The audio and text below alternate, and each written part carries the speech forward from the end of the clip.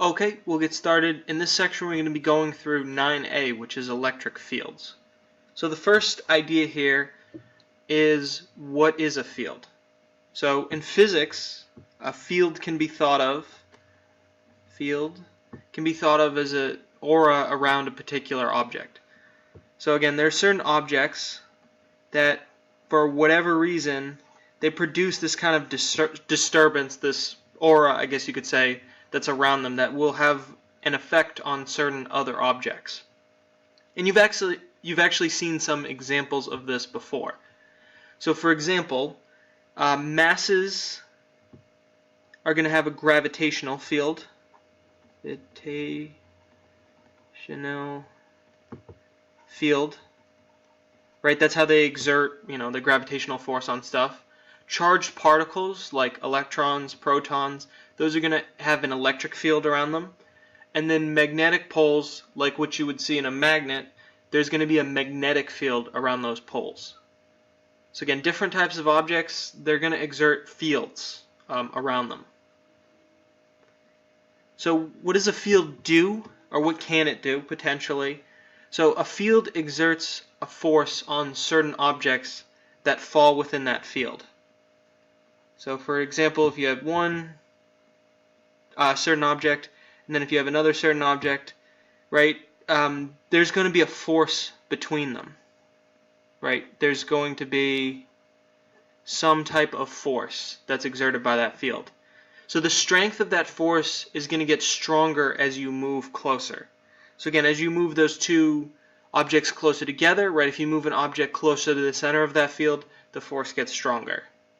And also important to keep in mind, if you keep moving, an object closer to the center of that field, there's going to be more potential energy stored. So again, if you keep moving the charge, closer, you're going to get more force. And then, depending on where that charge is, you're also going to experience a certain amount of potential energy as a result of that. So now we're going to think a little more about electric fields specifically. So charge, this is an important property of an object that explains how they're going to react in an electric field. So again, charge is specifically related to electric fields. So charges, you've definitely seen this before, can either be positive or they can be negative. So if you have like charges, right, for example, positive charges, if you put them near each other, they're going to want to repel each other. Right, positive, or negative, same thing. You get repulsion. But if you put opposite charges, for example, positive, negative, they're actually going to attract one another. They're going to want to be closer to each other. So again, you've definitely seen that before too. That's just the basics of how electrical charge works. But this might be kind of a little bit of a new idea, is that when you have like charges, right, if you have two positive charges, let me redraw that a little bit, two positive charges, and you bring them closer together, or if you have two unlike charges and you bring them further apart, you're actually going to be increasing the amount of electrical potential energy. So again, if either of these two things are true, you're increasing electrical potential, let's write it down here, energy. So again, it depends, what type of charges you have. Again, like charges, push them closer together. Opposite charges, further apart. If you do that, then you're going to see an increase in the actual electrical potential energy. And we're going to look at that a little bit more actually in one of the example problems. So next, how do you represent electrical fields? So electrical fields are going to be represented with lines. And these lines are going to indicate two things. One, that there is an electric field of some kind. And the other thing that it indicates is how a small positive charge would potentially interact with that field. So for example, we have a positive charge right here. So if we had a small positive charge, right, what would happen, right, if you put two positive charges near each other, right, they're going to repel. So that positive charge would get pushed away. So that's why we draw the arrows out like this to indicate, oh, okay, well, you know, there's a positive electrical charge. That's what would happen to if you put another positive charge near it. And again, not same, but very similar idea with negative charges. So if you have a negative charge and you want to draw the field around it, right, you draw the same kind of lines to show that there is a field, and then you would actually think about what would happen if you put a positive charge near it. Well, that positive charge would get pulled in because these are unlike charges, they're opposites. So that's why the arrows are all pointing in here, to show that that's what would happen if you were to put a positive charge. So that's the idea, just how you would draw these positive and negative charges and their fields that are surrounding them. So that's about it for the notes, but just to recap very quickly. Here we go. Again, a field is this kind of weird thing that surrounds certain charged objects. The force and the potential energy is going to vary depending on the distance from the center you are, or the distance to the object producing the field.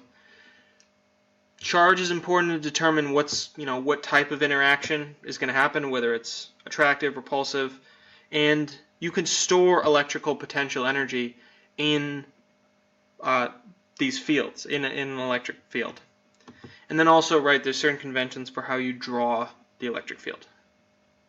Okay, last thing, let's move on to an example problem that's actually going to hopefully clear up a little bit of some of these concepts with fields. So here's a problem. Take a couple minutes, see if you can just take a guess if you're not sure, sketch it out, think about it a little bit before I go through it.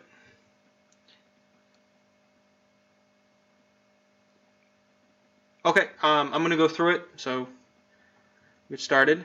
So each of these situations are similar, and it's asking you to identify, what's the electrical potential energy in each case. Basically, is that potential energy going up or down, depending on if you moved charges closer to each other, further apart from each other.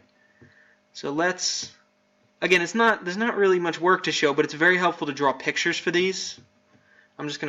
I'll write all the answers over here, and I'm going to draw some pictures actually on the left to make this a little more descriptive.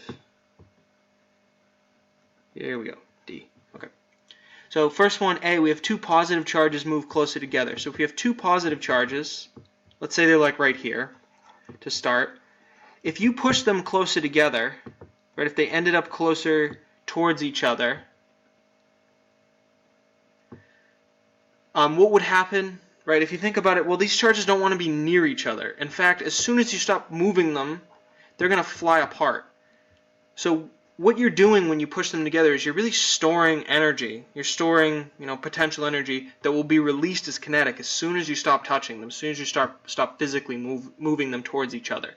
So what you're doing, if you take these positive charges, these like charges, and you force them together, well, you're really going to increase the potential energy.